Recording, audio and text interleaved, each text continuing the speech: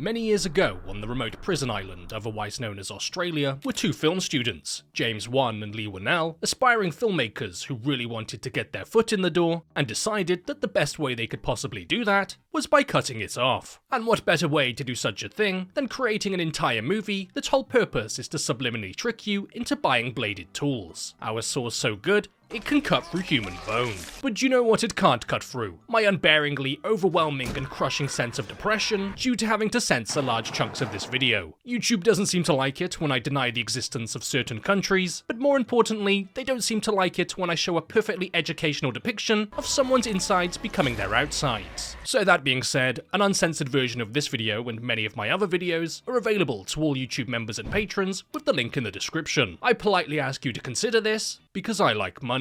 With James directing and Lee writing, the pair realized that the only way they were going to get their vision to see the light of day is if it didn't require too much money to create. So with that limitation in mind, they came up with the idea of shooting two actors in one contained room, but after they realized that they couldn't execute them, the base idea for Saw was created. In order to attract the attention of potential producers in LA without being women and sleeping with them first, they decided to create a low-budget version using a segment from their script, with Lee using 5,000 of his own Australian dollars, a currency that mainly consists of beer and cigarettes, to fund the production of it. A production that is often referred to as Saw 0.5, and a production that very much captures the strong vision that both James and Lee had for their final creation. As despite it only being created for $5,000, a lack of budget does not mean a lack of passion, as it contains all of the hallmarks that would make it into Saw, including the panning camera shots, frantic victims and undercranked cameras being used to sell their sheer panic. The short follows one of Jigsaw's victims, David, being played by Lee himself, as he's kidnapped after his shift at the hospital and wakes up in the average Chinese factory in that people are going to die here. He has what appears to be an inverted bear trap attached to his face, the original incarnation of the reverse bear trap, which is just like a normal bear trap,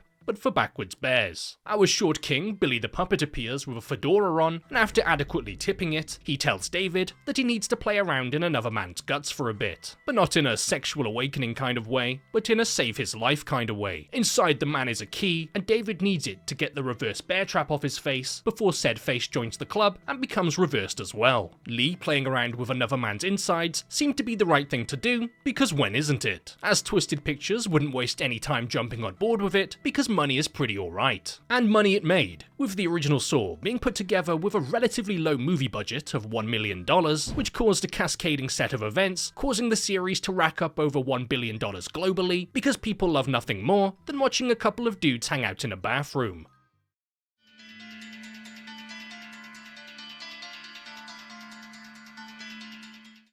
James Wan's directorial debut begins with someone waking up from a non-consensual bath time, as we see that it's the writer Lee Winnell returning to the screen as Adam, and not as David like in the short they created. He's chained up in a bathroom with some guy named Lawrence for some good old-fashioned man-on-man bathroom action. We see that Lawrence is played by Carrie Elwes, known for The Princess Bride, Robin Hood Men in Tights, and of course his magnum opus, Delhi Safari. Lee stated that in order for them to even create this movie, they wouldn't be able to ask for much money on account of people not liking Australians, inspiring the idea to mainly keep it contained to two guys in one room, which in a way really helps the movie shine, as Lee's also mentioned that the monetary limitations really helped him with his creativity, as he knew that it would mostly be confined to one location, he'd have to keep it engaging, otherwise risk it coming across like a gay adult movie. It's established that Lawrence has been here for quite some time trying to free himself, despite Adam being underwater the entire time and not drowning, due to a glossed over plot point explaining that Adam is actually half mermaid. With a limited budget and only 8 weeks to get the job done, unlike me who only needs 20 seconds, James would end up throwing out many of his planned storyboards and coming up with many of the shots at the time of filming, which is actually pretty impressive considering that the distinctive style of this movie would go on to heavily influence the next 9 of them, most of which being movies that had much bigger budgets with even more time to film. Because remember, bigger isn't always better. At least that's what I tell myself. They find a guy just hanging out in the middle of the room being a bit lazy, before discovering that he's holding a tape recorder and a gun, two things any man should be carrying. The man being played by Tobin Bell, most notably known for this, and of course 2016's Clown Motel. A classic. His distorted voice is on a tape in each of their pockets. He tells them that in order to make it out of this room, they need to play a fun little game of killing the opposite person. A classic from my childhood. A guy that Lawrence recognizes as Jigsaw, a person who kidnaps people and forces them to play a game in order to save their lives, while testing his victims' will to live. He wants to make them appreciate life by giving them horrific permanent scars and extreme PTSD. He's a good dude, really. Lawrence recognizes the situation due to actually being a suspect in a similar case, as he's a surgeon and a pen belonging to him at work was found at the scene of one of the games, where a man was locked in a cage with razor wire and was forced to crawl his way out, resulting in him taking a shower in his own stomach acid. The restrictedness of the budget not only lent itself to Lee finding creative ways to tell the story, but it led to creative ways of them making it, due to the majority of the sets featured in the movie, including the bathroom, all being created in one singular warehouse, which in turn helped contribute to the signature visuals that would become standard for the series, all which came to be due to monetary limitations. A series of rather unfortunate events leads to Adam shoving his whole arm down a blocked toilet so he can lick his fingers afterwards, before discovering 2 saws hidden behind it. The saws won't cut the chains, and they've only got a certain amount of time before they're locked in here forever. Not only are Adam, Lawrence, and the barbed wire man the victims, the barbed wire scene being filmed in a room so small that the director of photography hit his head, causing him to be hospitalized on account of being soft-headed. We see that there are actually other victims too, which all utilize the undercranked camera speed and the distinct colors of Saw 0.5, which really help emphasize the manic and panic state of these victims. A man covered with a flammable substance being forced to use a candle to try and free himself, with the keyword being try, and a woman named Amanda, who much like David in Saw 0.5, was put in a reverse bear trap and was forced to find out what this man had for lunch in order to get a key to save herself. A scene which is nearly identical to the proof of concept shot that was shot for the short, except with Billy the Puppet no longer wearing a fedora due to learning how to talk to women. A scene which James has actually stated he dislikes in comparison to his short film. Despite having the money and the resources at his disposal, what he didn't have was the time. He just had this kid on a tricycle asking if he's got any games on his phone. The whole idea behind Jigsaw's philosophy, something that will be explored further down the line in the series, is that he doesn't kill people. No, that would be bad. He just puts them in situations where they'll be brutally and horrifically killed, and maybe even maimed for life. There's a difference. It's called being a good person, which makes it ever so more baffling to understand what he does next, as we follow the 2 detectives trying to track down the alternative therapist. Detective Tapp, a professional tap dancer being played by Danny Glover, most notably known for the Lethal Weapons movies, and Detective Singh, who rather anticlimactically doesn't sing. After saving a man from receiving the forbidden glory hole in the side of his temple, Jigsaw slices Tapp's neck and lures Singh directly into a tripwire, teaching him a mind-blowing amount of information on shotguns, to make him appreciate life. Lawrence finds a box containing a phone that can only receive calls, cigarettes in case he wants to kill himself but really slowly, as well as a note insinuating that the blood in the middle of the room contains poison, a possible method that he could use to kill Adam if he just throws it at him really hard. It turns out that the pair were actually connected to each other in other ways outside of this room, not in the Siamese twins kind of way, but in a being paid to take pictures of you by some creepy weirdo kind of way. Adam was getting paid by a still alive Tapp, now with an extra pocket in his neck for storage purposes, after getting discharged from the police following the discharge of his partner's cranium. Tapp believes that Lawrence is somehow involved in the Jigsaw killings, so has continued his investigation, and looking at one of the pictures taken by Adam, Lawrence notices a person in his house, Zepp, one of the orderlies from the hospital he works at, whose parents must have really hated him, considering that they named him Zepp. Zepp, still being pretty angry about his name, has kidnapped Lawrence's wife and daughter because he's just kinda weird like that. After making Lawrence's wife call him, a scuffle breaks out and shots are fired, alerting a nearby Tapp who's currently perving on Lawrence's wife, with Lawrence being able to hear the carnage unfolding over the phone while having absolutely no way to stop it. Realizing that the only way he's going to get out of here is by doing what Jigsaw wants, Lawrence reaches for the saw and proceeds to conduct an instant guaranteed to work weight loss hack. While performing his self-shrinking surgery where he'll be guaranteed to lose at least 1 foot, Carrie managed to actually cut himself despite using a blunted blade, due to James 1 chaining him up in a bathroom and actually forcing him to cut off his own leg. Once he frees himself, he takes the gun in the middle of the room and with the one and only bullet shoots Adam because he doesn't like him very much, all the while Zepp, being pursued by Tapp, is coming to kill Lawrence. Tapp's killed due to failing to stay alive, shortly followed by Zepp arriving to kill Lawrence, but what Zepp didn't count on is Adam saving that bullet for later and pulling him to the floor to give him the ultimate swirly.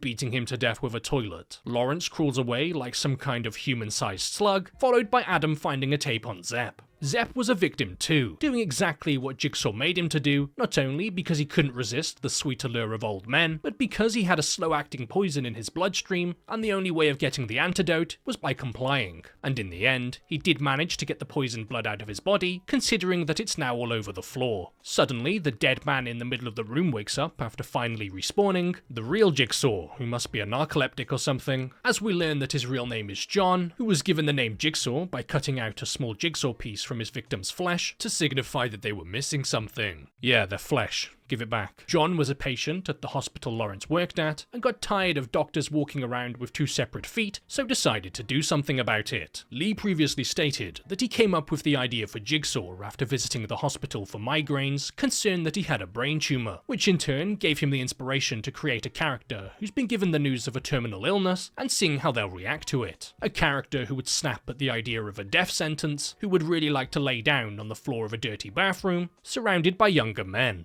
Jigsaw gets up, turns the lights off because we're in the middle of a cost of living crisis, and shuts the door with Adam still in there. A shot that I'm sure Tobin Bell was more than happy to shoot, considering that he'd just received the opportunity of a lifetime to quite literally lie down on the floor for 6 days straight while doing absolutely nothing. An interesting thing about Saw, the movie, not the hand-operated cutting device, is that a lot of its distinctive style was almost created by accident, which mixed with the make-it-up-as-you-go approach that James had while filming, makes it hilarious to know that this became one of the highest-grossing franchises of all time. Just do whatever you want, and face no negative repercussions at all. The scenes that feature cuts to photographs were never originally intended to be in the movie, but due to the off-the-cuff nature of the filming process, when it came to the edit, James found himself with missing footage, causing him to use pictures that were never intended to be shown on screen to fill in some of the gaps, accidentally contributing to the signature style of the early Saw movies, simply because he had no choice. While it's incredibly impressive that James and Lee's first attempt at a feature film would be such a breakout success, what I find most unrealistic about it is how no one needs to stop to do an anxiety poo.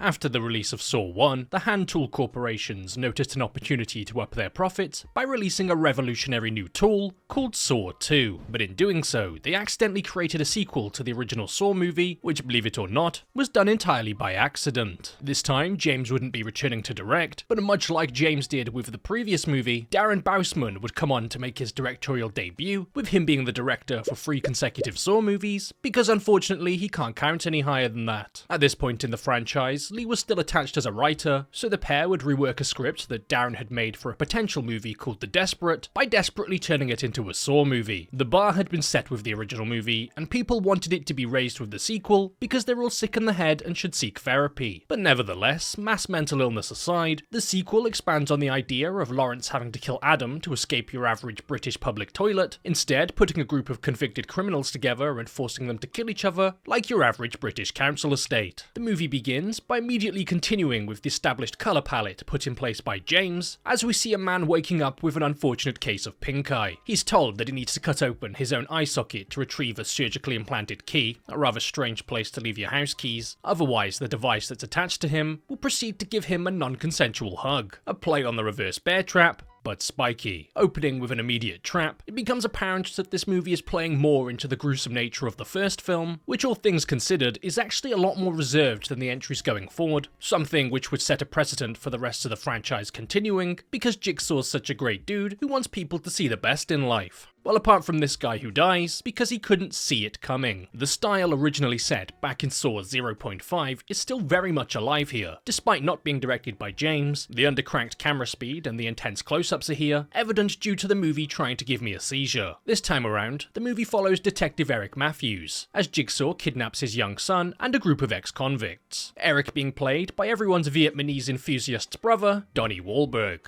Eric and his son don't exactly have the best relationship, and Detective Matthews has done something completely unheard of in the world of law enforcement and has abused his power. Because of him, people have been wrongfully convicted of crimes they did not commit, with those people now currently being locked in a house with his young son. Jigsaw deliberately leads Eric and a SWAT team straight to his new and improved secret hideout, which this time comes equipped with a triple monitor setup for Jigsaw to religiously check Twitter while playing League of Legends. Which makes perfect sense now, as someone only as sick and twisted as Jigsaw would choose to play League of Legends. And much like his philosophy in the previous movie, Jigsaw states that he doesn't kill or injure people, he makes them value their lives. Unless you're a cop, because screw you, as much like Singh and his mind-blowing experience in the last movie, multiple SWAT officers are either killed or horrifically injured due to a booby trap, while simply just trying to do their job. Eric thinks he's got the upper hand on this frail old man who looks like he's about one fart away from death, but Jigsaw is always in control. He shows them on the monitors the game that's currently being played with his son Daniel and the convicted group of criminals, as they're forced to participate to escape, otherwise the gas slowly entering the house is going to kill them. And Jigsaw makes his intentions quite clear to Eric by telling him to get his son back. All that he has to do is sit down and talk to him for a while. This time around, all of the old men enthusiasts are going to be in for a treat due to Jigsaw playing a much more prominent role in the story, instead of simply laying down for a bit because he's tired, as we get to hear the inner thoughts of this man's mind, which mainly consists of, ow, my brain tumour hurts. In the house is Daniel, Obi, Jonas, Addison, Laura, Gus, Xavier, and Amanda making a return from the previous movie, because what's more fun than almost being horrifically and violently killed once? Almost being horrifically and violently killed, but again.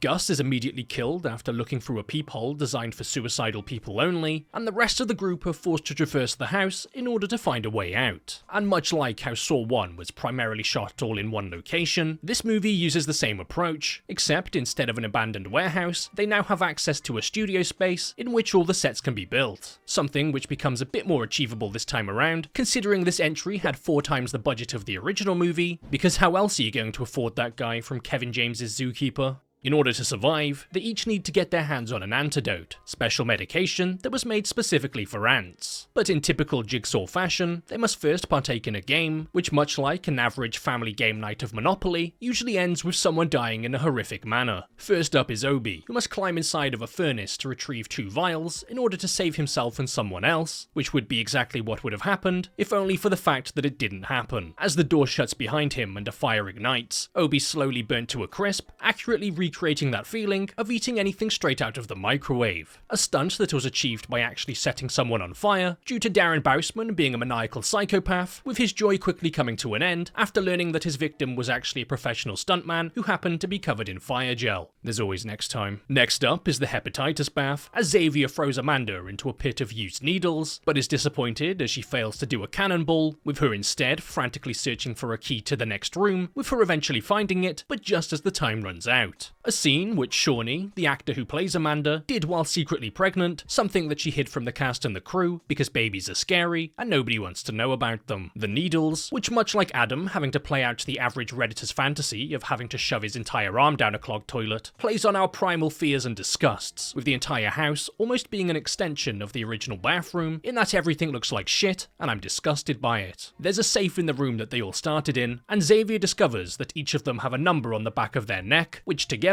creates the combination to unlock that safe. But due to having crippling social anxiety and a severe phobia of talking to people, Xavier proceeds to start killing them instead of just politely asking them. He gets Jonas's number after hitting him in the skull with a spiked bat, Laura's after she succumbs to the gas while doing this weird little dance, and Addison's after she enters a room containing a hung-up box with the antidote in, with the holes being blocked by razor blades. Something which could have been entirely avoided, as at the top of the frame you can actually see a dangling key that she would have been able to retrieve. Well, if it wasn't for the fact that she had a deadly poison currently ravaging her bloodstream. But hey, potato potato. Women, am I right? Amanda and Daniel, fleeing the man who really wants to get a good look at this underage boy's neck, find a trapdoor that leads beneath the house and straight to the bathroom from the original Saw movie, where they find Adam and his pet foot, before Daniel kills Xavier with Lawrence's saw, resulting in him dying from foot germs. A set that had to be painstakingly recreated, down to the last speck of toilet chocolate milk, with it being filmed entirely in a different location, resulting in people having to comb through hours of footage and reference photography to even get a general idea of where to start building it. Back with Eric, who's understandably very unhappy about this weird old dude playing out the average Minecraft YouTuber's fantasy of stealing a child, decides that it would be best to try and beat the cancer out of him, before Jigsaw finally agrees to take him to the house. Those two head off alone as the SWAT team are sent to a decoy house after discovering that the footage was pre-recorded and not live. Eric is injected with some free drugs as the timer goes off back back in Jigsaw's lair, resulting in a safe opening on its own to reveal that Daniel had been there the entire time. All Eric had to do was sit down and talk to Jigsaw until the time ran out, but couldn't possibly resist the chance to punch an old man. Eric's attacked and then locked in the original bathroom by Amanda, who we see is actually working with Jigsaw, and someone who apparently loves swimming around in a pool of dirty needles. What Jigsaw wanted was for Eric to appreciate his son, but all he's got left to appreciate now is the smell of Lawrence's crusty toes. Something that Donnie Wahlberg may not have even known right up until filming the scene, as much of the cast and crew were not told the ending of the movie because, much like ethics, it's best left up to interpretation. Saw 2 would mark the beginning of larger and more extravagant set pieces that would only continue to grow throughout the series, as it starts to lean further away from that DIY small-scale feeling to something purely done for the shock. Something that James and Lee weren't trying to do with the original movie, as it's not so much a torture film, but more of a murder mystery film, with the characters constantly figuring things out and learning as they go, opposed to being put in horrible situation after horrible situation, because that's what comes next.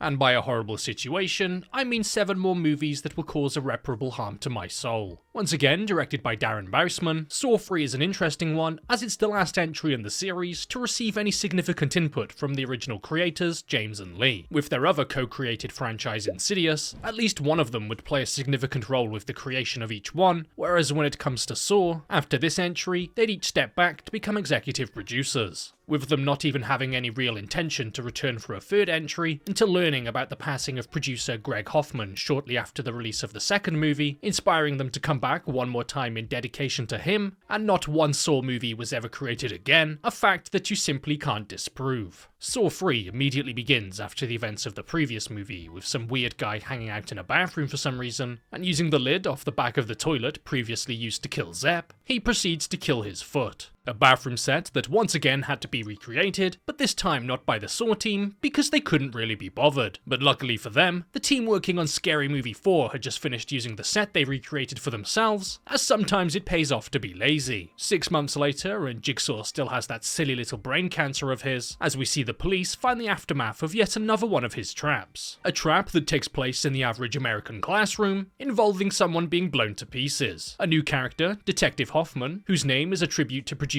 Greg Hoffman, explains that the victim was held in place with multiple chains attached to various body parts, as he was cosplaying as that dude from Disturbed. With more piercings than the average Tumblr girl, he had to pull the chains out of his own body before a bomb exploded, but couldn't get down with the sickness in time, so the sickness got down with him. The frantic editing style and the colour palette is something that would slowly start to drift away over the entries, but is still intact here. Far more intact than that guy anyway, and the police realised that this wasn't a trap set up by Jigsaw, as the door was welded shut. This man was never going to leave, and was going to be killed in an American classroom, just as God intended. Eric's former partner, Detective Kerry, a somewhat minor character from the previous movie, is also kidnapped and placed into a machine with spikes hooked into her rib cage, the official way that spare ribs are harnessed for Chinese takeout. A key falls into a pot of acid right in front of her, and she needs to reach into it to free herself with the key before the device frees her internal organs. But much like her hypothesis with the previous trap of the victim not being able to escape, she finds herself in the exact same situation after managing to grasp the basic concept of picking something up, and flashes the camera anyway. Because how do you adequately change up the Saw formula that involves people having to free themselves to survive? Don't let them free themselves. This time around, Saw 3 focuses even more on what goes on inside of Jigsaw's brain. So much in fact that Dr. Lynn decides to cut his head open to have a look for herself. Dr. Lynn, someone who really wants to get some good head, so decides to cut a piece of Jigsaw's out. She's been kidnapped from the hospital by Amanda and forced to keep John alive, otherwise risking a shotgun collar placed around her neck being used to decorate the walls. Lynn needs to keep Jigsaw alive due to him having another man named Jeff also kidnapped, with him being forced to take part in a series of Mr. Beast challenges, with Jigsaw wanting to see if he wins a Tesla or not. Jeff's been chosen by Jigsaw to participate due to Jeff's son being hit and killed by a drunk driver, with Jigsaw preferring to kill all the kids himself. For Jeff's first challenge, he enters a room to discover his worst nightmare: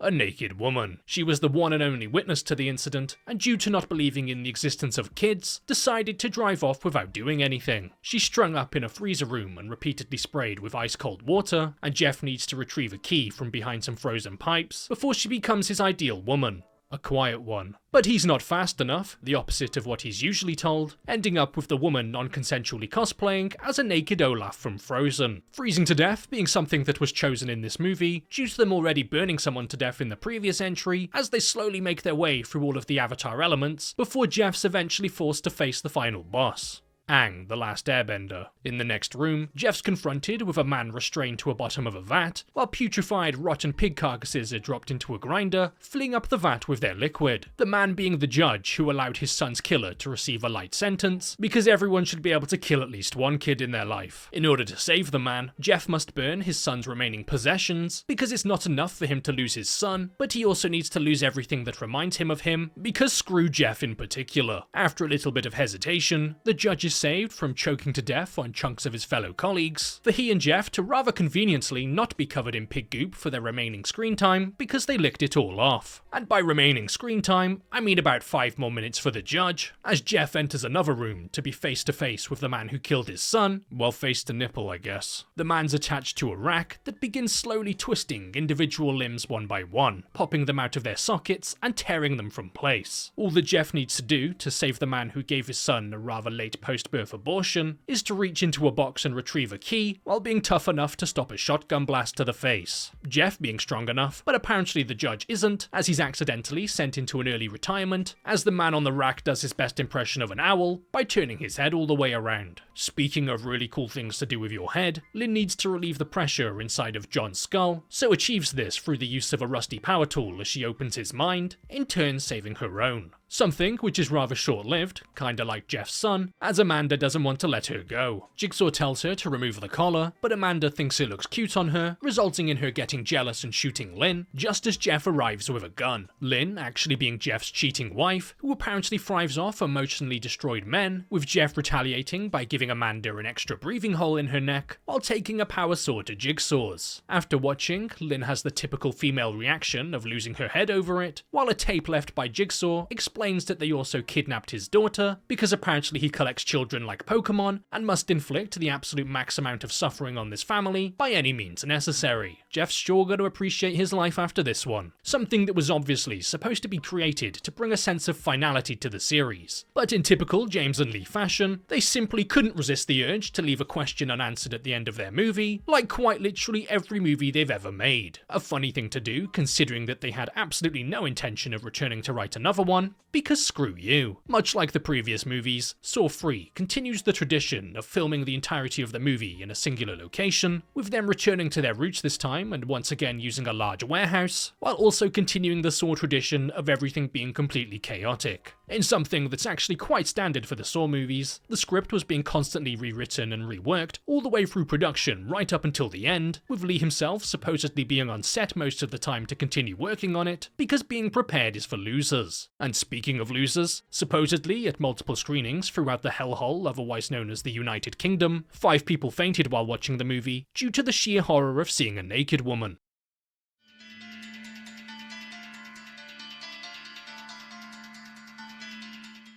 We're at the 4th Saw movie now, because apparently they couldn't think of any other tools to use, and it's once again directed by Darren Bousman, but no longer has any writing input from either James or Lee, with both of them serving as executive producers to executively produce things, keeping a supposed watchful eye over things instead of being directly involved. I say supposed because it seems like Lee at least has absolutely no interest in the series after the first few entries, because much like my father with me, he wants absolutely nothing to do with it and feels deep shame towards its creation.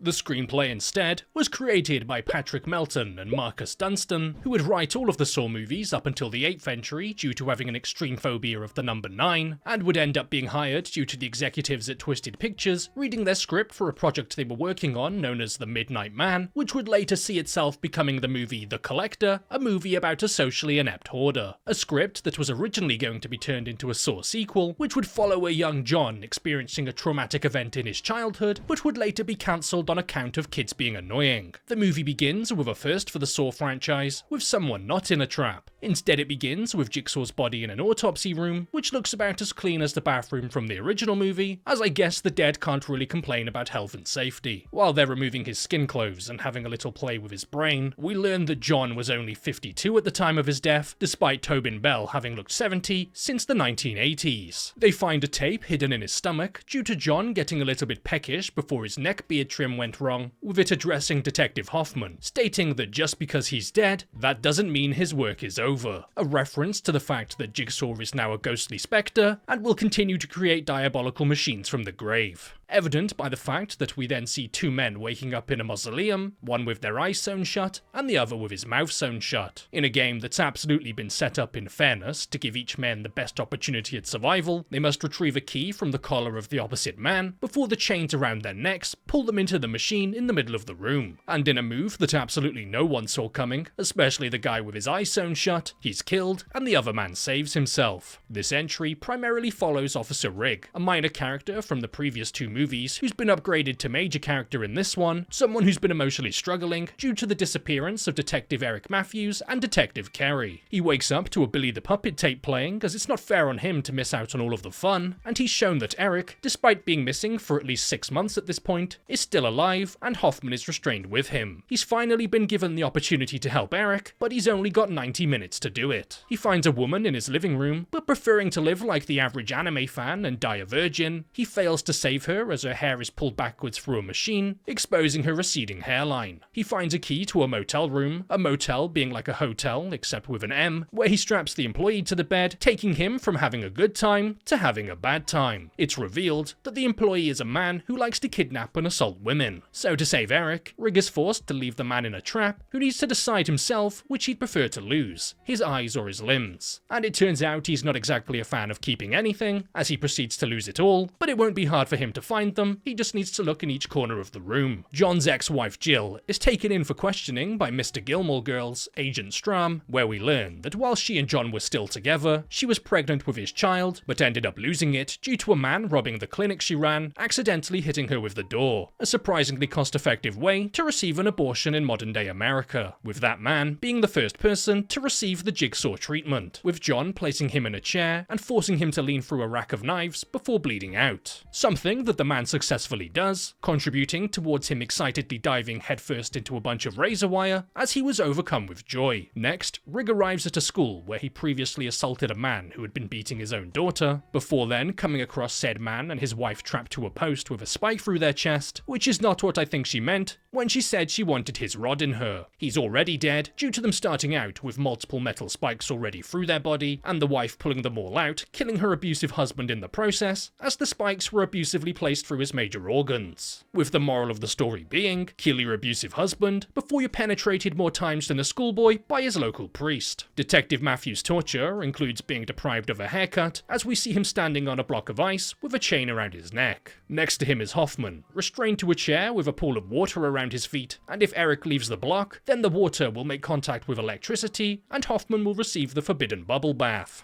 Much like Zepp in the original movie, there's another man who seems to be watching over this, but not for his own pleasure or joy, but a lawyer who managed to get all of the people killed so far off lightly, and an ex-business partner of John who's been forced to partake in the game. His orders are to hand Eric a gun, and just as Rigg figures out where they are, with Eric shooting Rigg in an attempt to stop him from opening the door and activating the trap, resulting in Rigg shooting the lawyer because who really needs them anyway, with the device simultaneously triggering, swinging down 2 blocks of ice to give Eric a really bad case of brain freeze. We see that Hoffman just really likes to be tied up around other men, as he was never actually restrained and has been working with Jigsaw the entire time, which either means that the pathologists at the beginning of the movie were actually time travelers, or that the autopsy took place after the events of this movie, because Saw keeps constantly trying to one-up itself with its twists and turns, because it did it that one time in the first movie.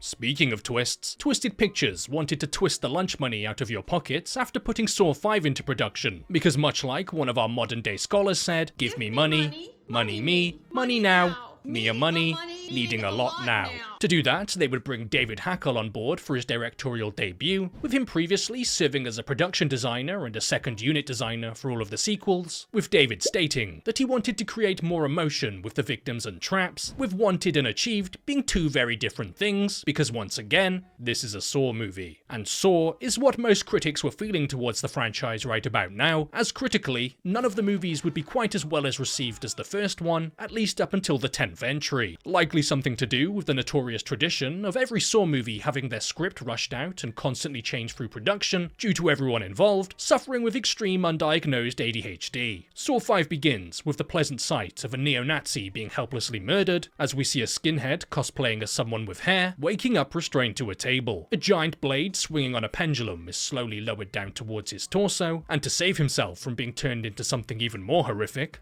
2 Nazis, he must crush his hands in a vice to stop the contraption. A device that continues to descend despite this man turning both of his hands into flippers, causing this man to become 2 men. How tragic. Anyway, it turns out that Agent Strahm was outside of the room that Jigsaw was killed in all the way back in the 3rd movie, and at the end of the 4th movie that was also playing out simultaneously to the events of the 3rd movie, as he then gets locked in the room by Detective Hoffman, leading up to where we are now in the 5th movie. Understand? Me neither. We see that Strahm shot a scared and confused Jeff because get that disgusting grief away from me, as the movie immediately picks up after the events of Saw 4. After finding a secret doorway with a tape telling him not to proceed, he proceeds to proceed, as Jigsaw must have obsessively made tapes to cover quite literally every possible outcome that he could have possibly ever thought of. It's his special interest. After being put down for nap time, he wakes up with his head inside a box that begins to fill with water, and not being one of the hydration homies, he pulls out a pen and stabs himself in the neck to give himself a makeshift tracheostomy in order to breathe. A scene that Scott Peterson was actually incredibly uncomfortable filming due to his head actually being sealed in a box, and production forcing him to sever his own windpipe if he wished to survive. And after the filming of the movie, Scott would have to go back to record all of his lines to replace his takes to make him actually sound like someone with a second belly button, but in a really unfortunate place. Hoffman's orchestrated all of this to play out as if he's the hero, as he's seen saving Jeff's daughter as the police arrive, for him to then discover that Strahm is in fact still alive and not looking like one of those heads from Futurama. After the events of that night, Strahm's taken off the case because he has one too many holes and that's just weird, something that doesn't deter him as he takes it upon himself to continue unfolding the mystery, with Strahm being the second person from law enforcement to retrieve a life-threatening injury to their neck, who would also become obsessed with cracking the case. 5 movies in, and the series is starting to show just how formulaic it's becoming, as much like the second movie, Saw 5 revisits the idea of a group of people being trapped in a building, forced to travel from room to room as they complete tasks. 5 people wake up in a very Saw-coloured room with collars around their necks because they're secretly dogs who are pretending to be human. Britt, Charles, Luba, Malik and Ashley must each retrieve a key from the other side of the room and remove their collars, or risk being yanked backwards into a giant razor blade. Their chains are connected to one another, so as one person pulls forward, another person is pulled backwards. They're told that because they've put other people down in order to advance their own lives, then they must work together in order to survive, immediately followed by them not working together and someone not surviving. Ashley's left behind as she's feeling a little lightheaded, and the others head off to the next room. Laura Gordon, who played Ashley, would prank her fellow actors and members of production on set as they used her real body with her head sticking out the back of a false wall, with most of the people being under the impression that it was just a dummy, until she'd suddenly start moving around and breathing, looking like Chucky had a growth spurt. The next game has 3 of them locked in a room with 4 chambers. A pipe bomb in the room is going to explode and pipe them all, unless they manage to break the glass jars hanging from the ceiling to retrieve a key to open a chamber. But due to there only being 3 keys, and Charles having a complete and utter lack of spatial awareness, he ends up with a complete and utter lack of anything as he's sprayed all over the room. For the next challenge, the trio discover a bathtub because they're kinda stinky, as well as a door that will only be open with an electrical current. There's multiple cords, but none of them are long enough to reach the water, meaning that someone's going to need to serve as a conduit for the energy in order for the door to open. And in a move that's completely and utterly shocking for a Saw movie, someone dies. Britt stabs Luba in the neck with a spiked cord as she really needs a bath, allowing Britt and Malik to open the door to progress to the final room. A room where they quickly realize that they would have been better off working together to solve the puzzles without without anyone having to die. If they took it in turns in the first room, then they would have all made it out. If 2 people had shared a chamber in the second room, Charles wouldn't have received the piping of a lifetime, and if each of them took a slight shock in the third room, then the door would have opened. Something that they're about to learn the hard way, as there's a device with 5 separate slots clearly designed for 5 different people that was intended to just cut them each a little bit in order to fill a beaker with blood to open the door. But instead of getting to keep their blood like a pair of filthy blood hoarders, both Britt and Malik are forced to push their hands into the saw blades and split them open and share the blood requirement between them. And instead of creating a cut and simply letting the blood fill the beaker up, they both proceed to push their hands further and further into the device because they love the way it tickles their bones. While the traps are playing out, Strahm is simultaneously continuing with the investigation as he suspects Hoffman is involved with Jigsaw to some degree, with his suspicion only becoming more heightened after learning that the friendly chap who was given the non-consensual tummy tuck at the beginning of the movie was actually the man who killed Hoffman's sister. The trap took place before the events of the original movie, and after setting that up to make it look like a Jigsaw killing, Jigsaw would end up kidnapping Hoffman and placing him in a chair with a shotgun rigged to fire if he moves. That man was never given the chance. Despite crushing his hands, his inside spaghetti was spilled all over the floor. John doesn't like this and tells him that everyone deserves a chance and that killing is distasteful. Apart from that guy's head he blew off in the first movie.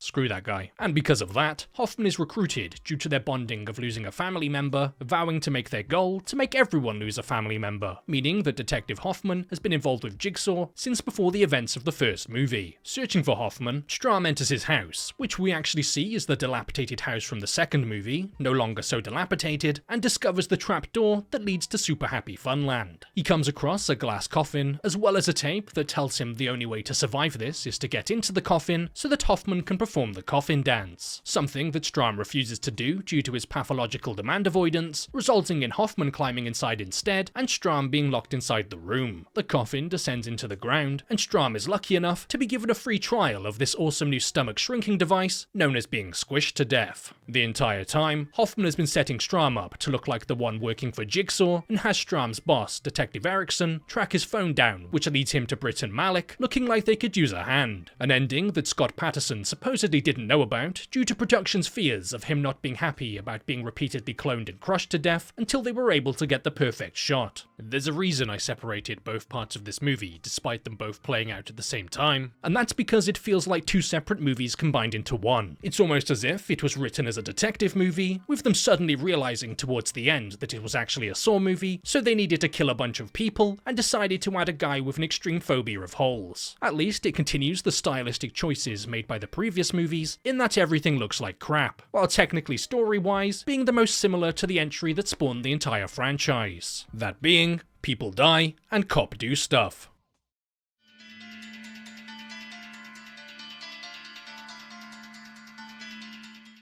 Saw 6 is entirely different from the rest in that it isn't really, and it's entirely what you'd expect from a franchise that's dead set on constantly one-upping itself. But what that means here is create a Saw movie with the most amount of characters so far, because it's absolutely hilarious to watch their strawberry jam fall out of their bodies. Director Kevin Grutert in his directorial debut, something that seems to be very common with these Saw movies. This wasn't exactly his first introduction to the series, with him editing all of the previous movies, causing him to suffer extreme vertigo due to the constant camera spinning. Saw 6 begins with 2 of the worst things to ever be put on screen, a woman and a cockroach. Restrained are 2 people who loan money to people they know who won't be able to pay it back, and only one of them is allowed to leave. Screws are being slowly pushed into their brains to perform the world's slowest lobotomies, and the only way for one of them to survive is as if they remove more of their own body parts than the other person as they try to weigh down the scales. The man cuts a literal pound of flesh from his body as he performs a DIY liposuction, and the woman hacks off her own arm, because who really needs 2 of them anyway? It's enough for her to win the game, causing the man to get a mildly annoying headache.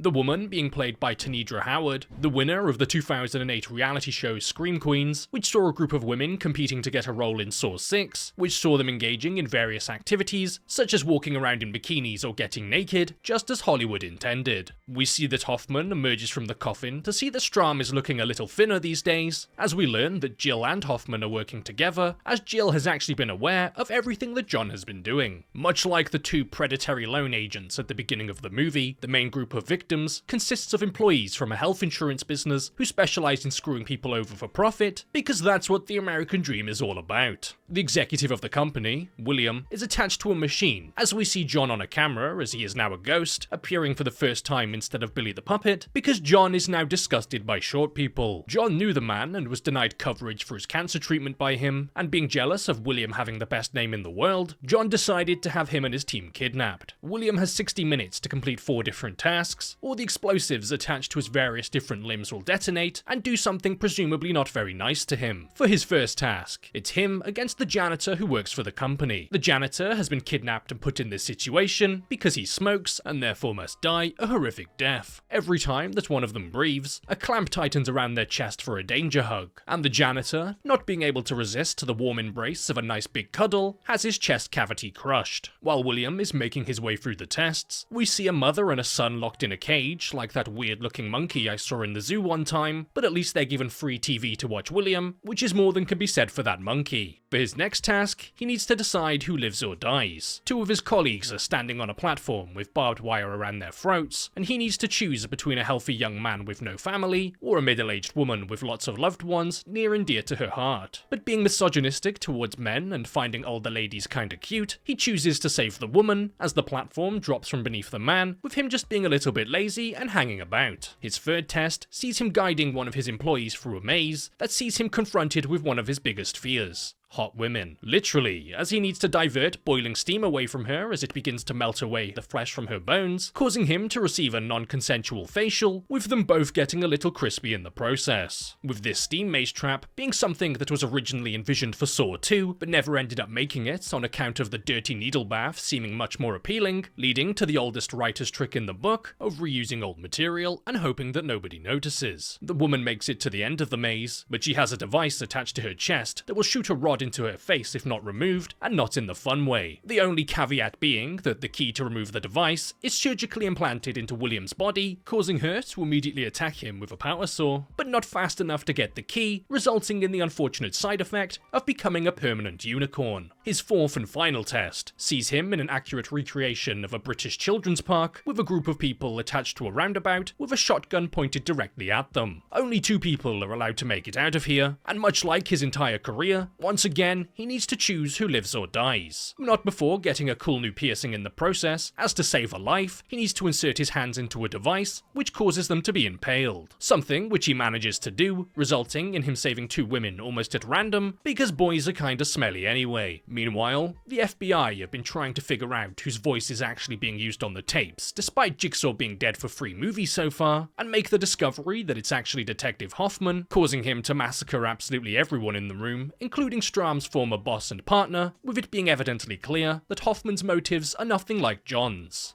Well, apart from that time John blew a guy's head off and killed a few more. But we'll blame that on the malignant brain cancer, as it does funny things to you, like cause you to misplace your car keys, forget people's names, and brutally murder people. Using Strahm's hand, after Strahm figured out how to disappear into thin air, Hoffman once again begins framing him for the killings, before cooking a nice warm meal for the local homeless population. Hoffman being the type of person to regularly use and frame people to get exactly what he wants, as we learn that he'd also been blackmailing Amanda through the events of Saw 3 by forcing her to shoot Lynn, because I guess he's not really a fan of women or something, because he knew that she was the reason that John's baby was killed, and he was threatening to tell on her. She convinced her partner to break into Jill's clinic to steal methadone, resulting in her baby becoming as flat as some people believe the earth is. But John knew this all along, as well as knowing that Hoffman was in this line of work for the wrong reasons, so posthumously issued the help of Jill to put him in a reverse bear trap. But much like how John's baby was no match for a door, neither is the reverse bear trap, as Hoffman forces his face between 2 metal bars to stop his face becoming 2 faces. Back with the other group of people at the Chuck E. Cheese play area, a journalist covering the Jigsaw killings, who also happens to be William's sister, is kidnapped and placed in a room, before the walls open to reveal William in the middle, with the mother and son on one side, and his sister Pamela on the other. The father of the son and the mother died due to being denied life-saving treatment by William, purely because that's how he makes his money. So the family are given a choice: the very same same choice that William had, kill him or let him live. And the son, not really liking the way this guy looks, flips a switch, resulting in needles full of hydrochloric acid swinging down from the ceiling and giving William a full body high five. This boy, his mother, and William's own sister watch on as he's melted from the inside out as the acid burns its way through his body until eventually his lower half tears apart and makes a bit of a mess on the floor. And that's it for Saw 6, with the movie coming to an end with an incredibly important life lesson for us all to learn, that cigarettes are bad.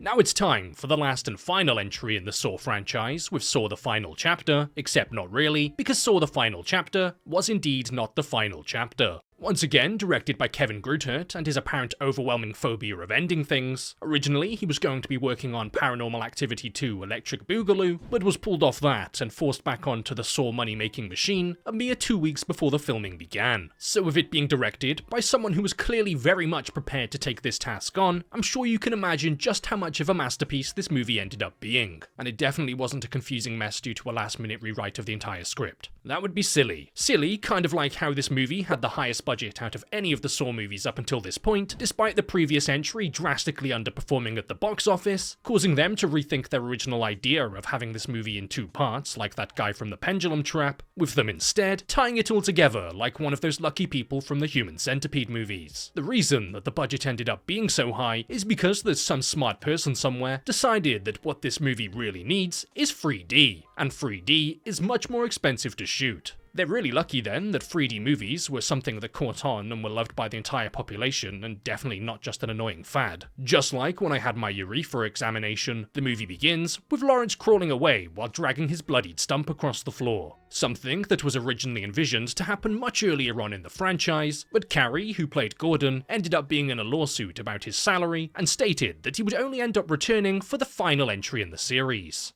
Whoops. He cauterizes his flesh stump on a dirty pipe due to loving to put his stump in places where it doesn't belong, and after making the room smell like bacon, we then see an outdoor shot with more colour than anything in the previous Saw movies combined, due to them in the past sticking to their tried and true colour palette of slightly poo colours. The movie does retain a lot of its signature style, especially when it comes to the traps, but it also appears to be a lot cleaner and a lot brighter than the other movies, with this scene here being a very obvious example. Something which may be amplified due to them switching from film to digital, as well as taking into account that the requirements for filming the 3D effect, something that the actors weren't particularly fond of due to 3Ds being far too many for most to handle. We then see the very first Saw trap that's not filmed in a studio, with roughly 400 extras in the background, as these 3 people wake up behind a glass panel in the middle of broad daylight. 2 men with their arms attached to a saw, and a woman suspended above them. Once the saw blade begins turning, the men need to decide if they're going to kill the opposite person. After letting out their inner simp for a while and trying to kill each other, they learn that the woman had actually been cheating on both of them without the other person knowing. So as they've both been playing around in their guts, they decide to do it one more time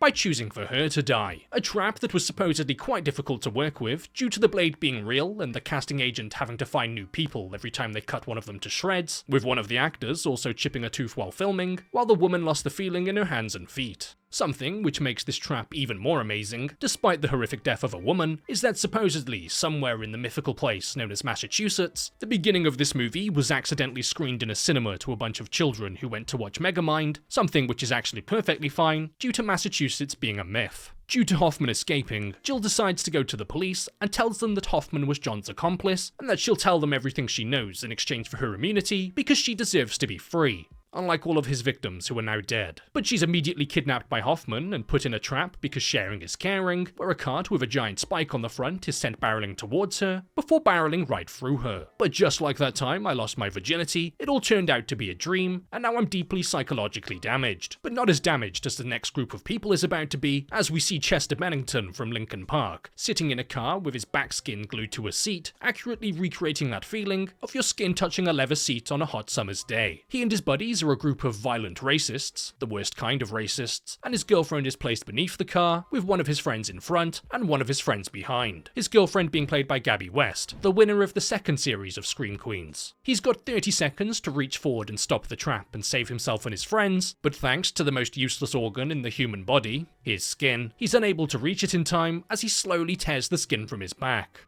I don't think that's what he meant when he said crawling in my skin. After he fails at his rather unorthodox tattoo removal technique, the spinning car wheel falls down onto his girlfriend as she gets some roadhead, before driving forwards and ripping the jaw from his other friend, and driving right through the other. A trap that was originally planned to appear in a previous Saw movie, but was never featured due to it being deemed too violent, in a series where people get paid to write the most violent things imaginable. As this Saw movie is politely done reminding us that this is indeed a Saw movie by showing us some nice family-friendly content, we see that the main story involves Hoffman kidnapping a man named Bobby. Someone who is claiming and profiting from the fact that he survived one of Jigsaw's games, despite never being in one of them, because no one likes to play with him. While at a Jigsaw survivor group filled with people who didn't quite have the life-altering experience John was hoping for, with them enjoying every day to the max and not taking it for granted, instead, they're living in a perpetual state of extreme fear and constant paranoia, thanks to the little guy on the TV. And surprise, surprise, Bobby is kidnapped after the meeting that Lawrence happened to be at. Because the last Saw movie was about not being greedy, this one's about not lying, and the next one's about not farting in church. Jesus is watching. He wakes up in a cage and sees that his wife has been taken too. And because he was born with the unfortunate character trait known as empathy, he must make it through a series of challenges involving people who knew but kept his secret, because profiting from lies is bad. Unless you're the government. First, he comes across his publicist. She's strapped to a chair, and once again in her life, has 4 rods pointed directly at her face. She has a key attached to a fish hook inside of her stomach, and Bobby needs to pull it out to free her from the chair. But unfortunately for her, every time she makes a noise, the metal spikes get closer and closer to her neck, and due to her being a woman and lacking the ability to be quiet, they end up killing her. Next, Bobby finds his lawyer strapped to a bed, slowly lifting up towards 3 spikes. In order to save her, he needs to hit his personal best on the squat rack while simultaneously being tickled in the sides. But due to him forgetting to take his pre-workout, the spikes are pushed into her mouth and eyes, and it's all his fault. Next, he's tasked with guiding his blindfolded friend and accomplice across a series of wooden planks with a noose around his neck, but due to his friend's extreme fear of wooden planks, the time runs out and he's yanked in the air by his neck in perhaps the least gruesome Saw kill yet. In order to get into the room with his wife, Bobby must pull out his own teeth to reveal a code to a door, which is honestly more preferable to the American healthcare system, before making it inside the room and realizing that he needs to recreate what he's been telling everyone he survived. He needs to pierce 2 hooks into his chest and hoist himself up to connect 2 wires, an accurate recreation of trying to plug the HDMI in behind a TV, but because he hasn't been hitting the gym hard enough, his pectoral muscle tears and the floor hits him instead. He watches as his wife is encased in a complex machine that was apparently built by Hoffman and not the incredibly talented long-dead engineer John, and he's forced to watch as this innocent person who had absolutely no idea about his lie is cooked alive as the machine is engulfed in flames in what appears to be inspired by the very real brazen bull execution method. All the while, Jill has been held at the police station for her own protection. Protection merely being a suggestion, as Hoffman is able to sneak in via a body bag and kill the pathologist, a person who specializes in paths, before going on an uncontested rampage through the police station, forcing a handful of officers into early retirement before getting his hands on Jill. After treating her how my ex-girlfriend treated me after a bottle of red wine, he straps her to a chair, retrieves Amanda's original reverse bear trap from the evidence room, and attaches it to her face. And as we've learned throughout the entire Hoffman era of the Saw movies, he isn't exactly concerned about giving people a chance at freedom, and in a callback to Amanda's original scene with the frantic rotating camera, John's ex-wife is killed by his very own trap, as her face is torn open. Hoffman attempts to disappear after the killings, but due to not being skilled enough to craft his own invisibility potion, he's caught by Lawrence. We see that John tended to Lawrence's wounds after the events of the first movie, with Lawrence proceeding to assist Jigsaw with his medical expertise for all of the movies after. Is it Stockholm Syndrome, or is it bad writing? Who knows, because it's never elaborated on. Hoffman's taken to the very bathroom where Lawrence was forced to become a foot shorter, the Saw is thrown out of reach, and he's shut inside forever. Ever since the original Saw movie, they proceeded to come out in a yearly fashion, one after another, until making it to the 7th entry, which would bring a sense of finality to the series, in that it didn't finalize anything. Nevertheless, Saw was done, at least for 7 years, until some person somewhere decided that money is actually pretty cool. The movies haven't exactly had an original concept since the second movie, as it's always been a person or a group of people moving from room to room, while another secondary detective story plays out in the background. Something that was so done to death, to the point where I haven't even mentioned it while covering this movie, as it's so completely inconsequential to literally anything. Stylistically, there's a notable change in how the movies look after the 7th entry, but story-wise, will a 7-year break bring anything new and refreshing to the table?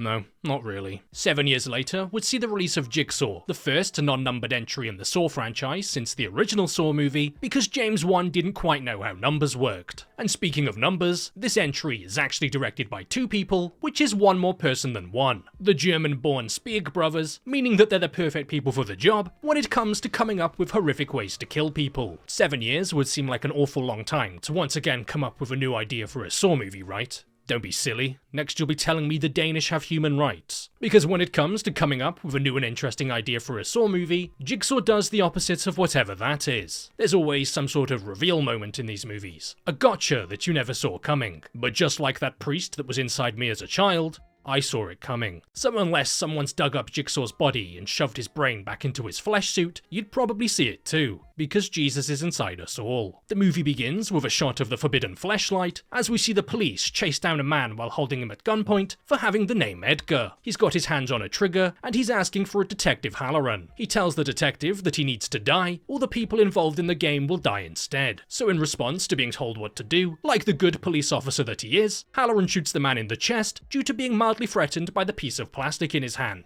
A game is triggered elsewhere, and a group of people wake up with buckets on their heads to the sound of Jigsaw's voice over the loudspeaker, as dying is actually for losers. They're told that to be set free, a blood offering is needed, and the chains around their necks begin slowly pulling them towards spinning saw blades so they can receive the danger haircut. And what's evident is that 8 movies in, they finally decided to change things up visually, as there's a significant lack of that distinct undercranked footage, as well as everyone's favourite green colour, due to light bulbs just being different in the Saw universe. One of the women figures out by literally shedding blood then they'll be freed, so all of them but one proceed to follow suit, apart from Mr. Lazybones over there in the corner, who can't be bothered to get up. Their chains pull them into a barn, where they're forced to live out the rest of their lives as cows, as we learn that the surviving people are named Anna, Mitch, Carly and Ryan. A body with a helmet on is seen hanging from a bridge, where the police discover that the victim suffered from the strange compulsion to eat various pieces of technology, as they find a USB stick inside of him, with an audio file saying that the games will not stop until the sins of the innocent are atoned for, which is the exact same attitude as a toddler saying, "I'm not going to stop misbehaving until I get what I want." And honestly, I respect that. The next game sees the group of people being told by a mechanical Billy the Puppet with glowing red eyes, because he likes the way it makes his face look, that to avoid being hung,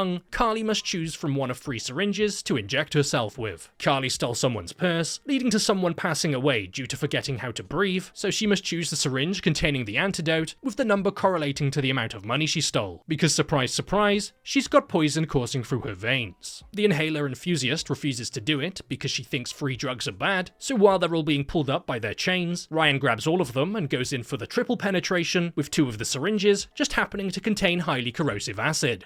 Should have brought your inhaler. The next room sees Ryan falling through the floor and getting his leg wrapped in a wire, while Anna and Mitch find themselves locked in a feed silo because apparently they thought it would be a good idea to go inside a feed silo. It begins filling up with grain and other various non-grain items, and in order to save the pair, Ryan must pull a lever to save them and free himself. In the process, saving himself when buying new shoes, due to only having to buy one from now on. The pathologists, Eleanor and Logan, who've been inspecting the bodies showing up from the game, are both suspected by Detective Halloran for the inhumane crime of being a little bit weird, which somewhat makes sense, as we then immediately see Eleanor take Logan to her studio, which just so happens to be filled with various different traps and devices originally created by Jigsaw. A girl's gonna have her hobbies. John is her special interest, and murderous traps are her hyperfixation. She's just not very good at eye contact. Mitch is then pulled up by his feet and hung upside down over a device as a tape plays, explaining that Mitch sold Jigsaw's nephew a bike, knowing that the brakes were faulty, resulting in him becoming someone's new bumper sticker. The engine from that very bike is powering a human-sized blender, and all Mitch needs to do is reach to the bottom of the device to pull the brake, but gets himself into a little bit of a twist while trying. Eleanor's studio is raided due to the police not liking strange people, and after they discover the original saw used by Lawrence, they then discover a body. And after suddenly all feeling like a smoothie for some reason, they all then begin to suspect Detective Halloran because reasons, while Eleanor figures out where the game is being played due to her secretly having psychic powers. Try not to think about it. Not trusting Halloran, but being followed by him, they then head out to an old farm owned by Jill's family, as we see Anna and Ryan being taken into another room, where they then see John Kramer in the flesh, very much alive, with his brain still inside his skull. After he explains how he figured out the trick of respawning in real life, he explains how Ryan accidentally killed his friends in high school while being reckless, something that he surely doesn't deserve to be put in a jigsaw trap for. Everyone kills at least one person in high school, right? We then see that Anna was John's neighbor, and one night she suffocated her newborn baby to death due to not liking the way it looked. She blamed her husband for it, as he believed that he rolled over onto the baby in his sleep, resulted in him being admitted to a psychiatric facility where he decided to test out how strong the bedsheets are while using his neck. Reminiscent of the first movie, the two people are chained up by their ankles in a room, although one of them couldn't take the excitement any longer and is already missing a leg. John places a loaded shotgun in the middle of the room and recreates the ending scene from the very first movie by shutting them in. Anna thinks that she needs to kill Ryan in order to survive, so she picks up the shotgun and pulls the trigger, but the gun fires backwards instead, giving her an impromptu facelift in that it lifts her face from her skull. Inside the shells were the keys to their restraints, but now, much like my mental health, are completely destroyed and scattered on the floor. While at the farm, Halloran and Logan are subdued and wake up with a new really impractical necklace each. To live, they first must confess why they deserve death. Logan goes first, admitting that many years ago when he was a doctor, due to negligence he accidentally mixed up John's x-rays, potentially costing him a life-saving cancer treatment. But despite admitting that, the lasers attached to the device activate and slice right through him. After witnessing that, Halloran admits to being a dirty cop who would put innocents away, resulting in the deaths of many people when suddenly his lasers turn off. Harnessing the power of Jigsaw, Logan suddenly stands up despite supposedly being dead and has recorded the entire thing. Using the confession and the fact that he had planted evidence in his home, he's going to frame Halloran for the killings. The game we've actually been watching with Jigsaw actually took place 10 years ago, and Logan has now taken Jigsaw's place and has recreated that original game with the criminals that Halloran had let go free. Logan was the unconscious man in the very first room 10 years ago, but instead of letting him die, John decided to save his life and give him a second chance. The bodies that have been showing up are not the people we've been seeing die, but the people from the new game that we witnessed none of that we'll get to see in Jigsaw Part 2 because they're never going to stop making these movies. Halloran's lasers then reactivate, but unlike Logan's, his are very much real, and his head falls apart like a Terry's chocolate orange.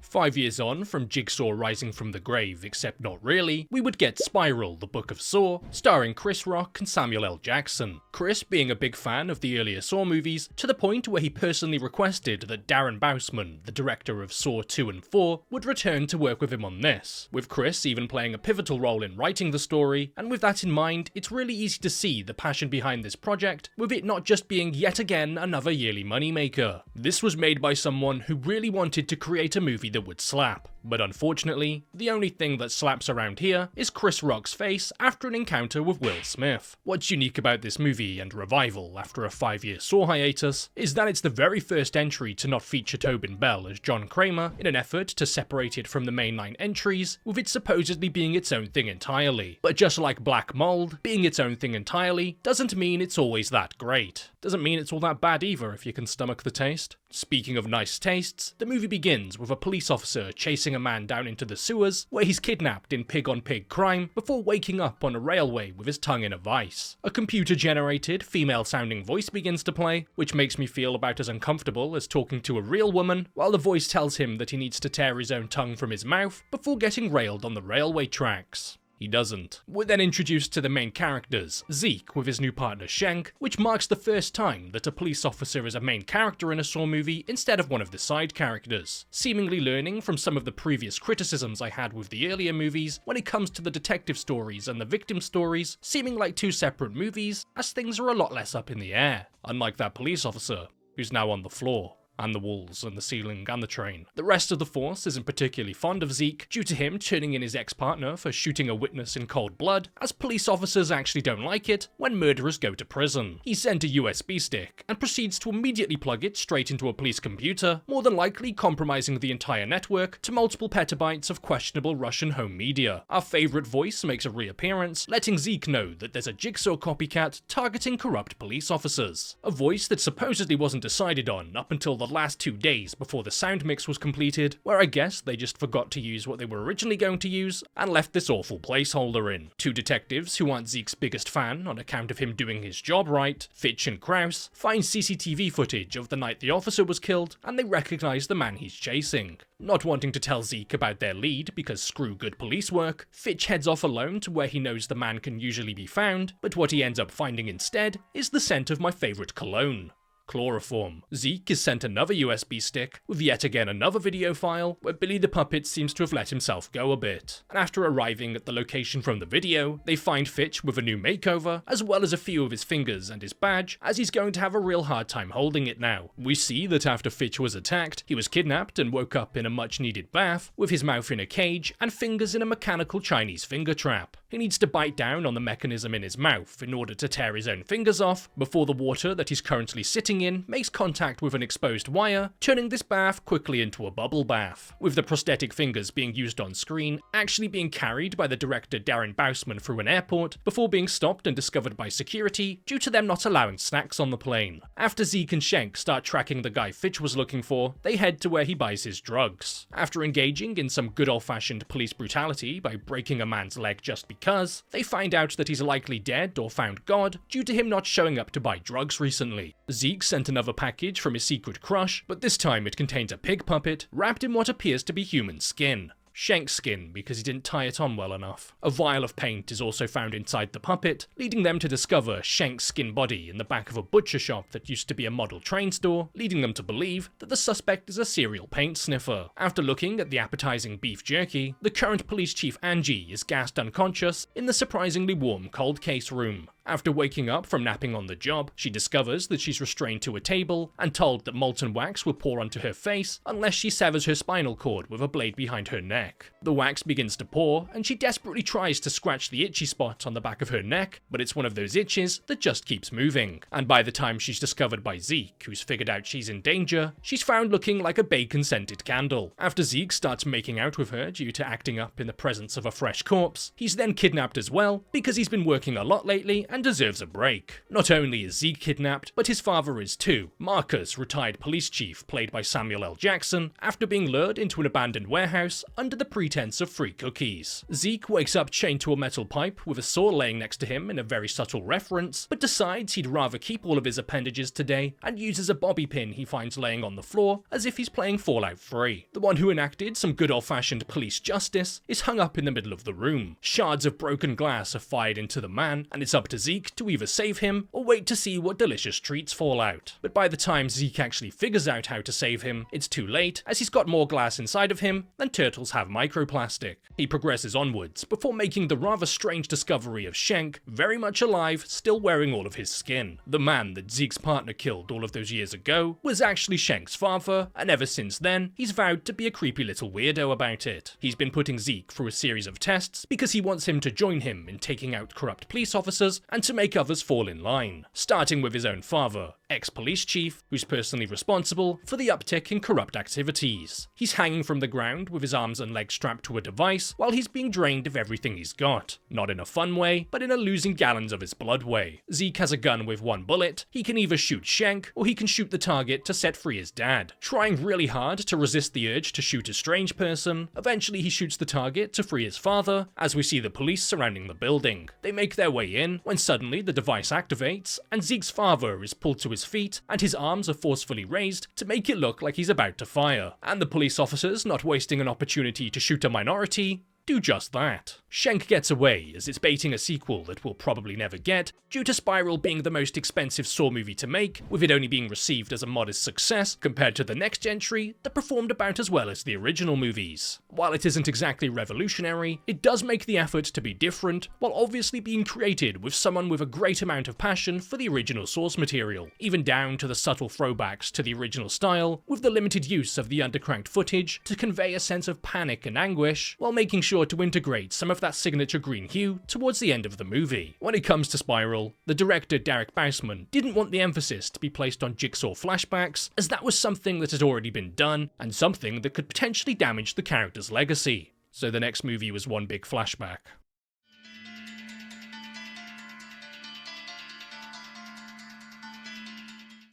Saw X, otherwise known as Socks, a movie about someone in Boston looking for their lost socks. Spiral was never intended to be Saw 9, yet somehow we've ended up here with Saw 10, but I'm not too sure if that's actually factually correct, or I've just been ingesting illicit substances again. And once again, Saw veteran Kevin Grutert returns to direct, with him having been involved with Saw since its inception, as apparently he's got a really strange fascination when it comes to hand-operated sharp devices, and should probably be watched very closely. Since John Kramer's been dead potentially longer than some of you watching have been alive, the only logical step to include him in this movie is if the plot follows him rising from the dead due to ancient black magic. Or it's a prequel. To be more specific, it's a sequel to the first movie and a prequel to all the others. Why does this exist, you ask? Well, to first answer that question, we need to first understand their approach. As much like the British Empire once fought, if it exists, it can be enslaved, abused, and milked of everything it's worth. One day they'll let Tobin Bell out of his cell. The movie begins with John being told that he's only got a few months left to live, so he plans to use his last precious days on this earth, viciously murdering and traumatizing people. He witnesses one of the janitors steal from a dying patient, and rather healthily imagines kidnapping the man and forcing him to break his own fingers to stop his eyeballs being sucked out of his own skull.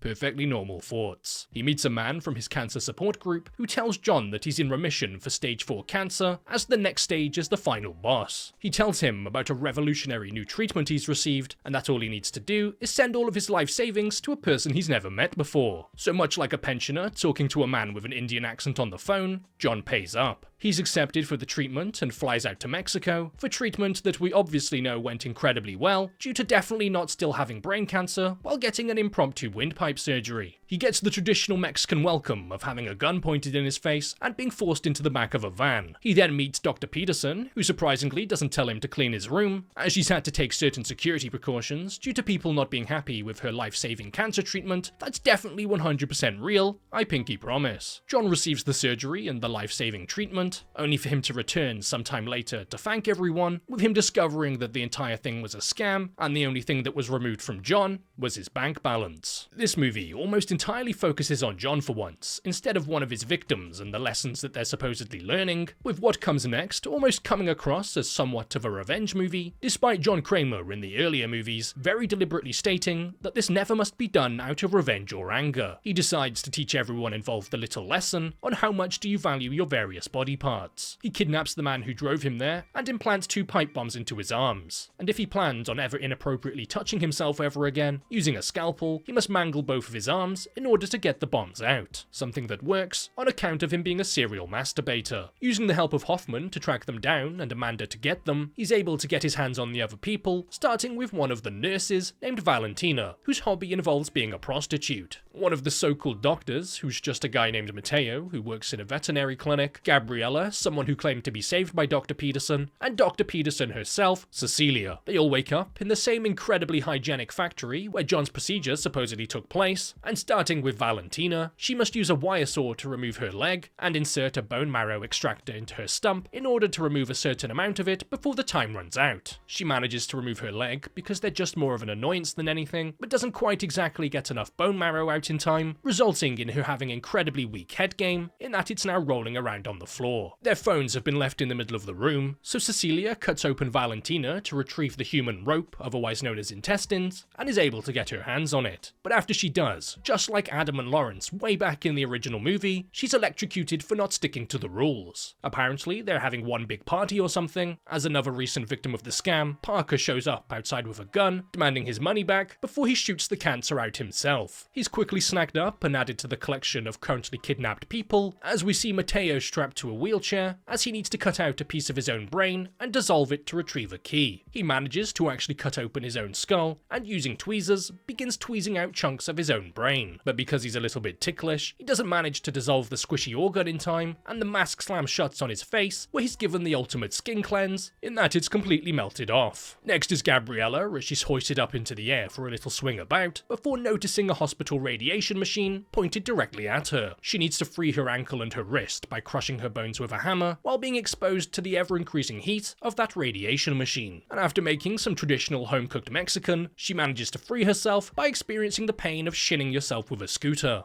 John gives Parker a chance at freedom after explaining their reasoning behind this, for Parker to respond by immediately grabbing a gun, as he and Cecilia are actually a couple and are involved in the scam together due to absolutely loving to steal money from pensioners. She managed to contact him briefly while she had the phone, and that's why he showed up. With them now in control, Cecilia is freed and John and Amanda are put in chains, before Cecilia proceeds to kill a still alive Gabriella because John said she required a hospital. Cecilia is a psychopath. I hope she stubs her toe. She doesn't just want John to die, she wants him to suffer, so brings in a little boy who was kicking a football outside. John and the boy are placed onto a machine while having blood poured onto their faces, in a scene that was actually achieved with waterboarding a stuntman, because I guess some people are just kinda into that. But suddenly, John and Amanda are able to free themselves from their restraints, as in typical Saw fashion, John planned for this the entire time. Something that Tobin Bell had a large hand in writing, as after playing the character for 20 years at this point, he had a lot to add in terms of writing what could possibly going through John Kramer's head. With the information he learned from Mr. Splody Arms earlier, he already knew that Parker was involved with the scam, and that's why he tested that man alone earlier, and not with the rest of the group. The room that Cecilia and Parker are in is locked and begins to fill with gas, and only one of them are allowed to survive, so Cecilia starts playing around with a man's insides, because she's always wanted to try that. With Parker dead and Cecilia alive, all of the scam money is then given to the little boy, and the movie comes to an end. A mid-credit scene shows John back in the original bathroom with Detective Hoffman, as well as the man from his cancer support group who originally told him about the treatment, as surprise surprise, he was involved in the scam as well. The trap activates for some tummy tickles, and the movie comes to an end. For real this time. And despite it being the 10th entry in a series spanning 20-something years, some of the signature feel and visual style was still kept around, albeit subdued in this entry, but that distinct feeling that James Wan created all of those years ago is something that has managed to stick around and evolve into its own thing, kinda like brain cancer. And much like brain cancer, it's going to continue to stick around, as Saw 11 is confirmed to be coming out, with a plot point that follows John's tumor becoming sentient, growing arms and legs, starting a family, and having some little cancer babies.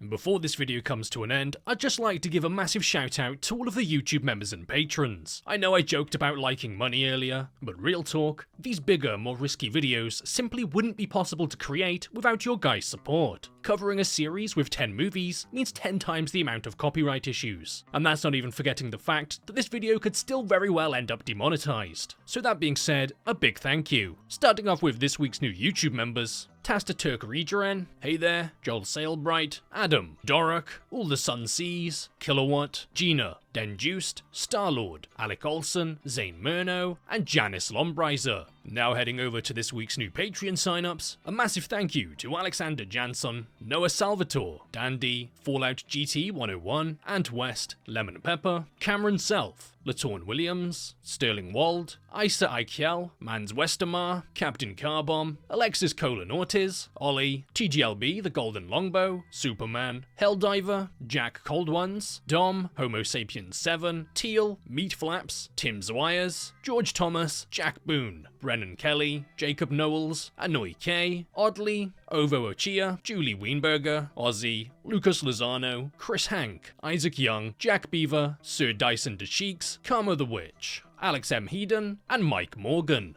So once again, a massive shout out to all of the YouTube members and patrons, and a big thank you to everyone else for watching.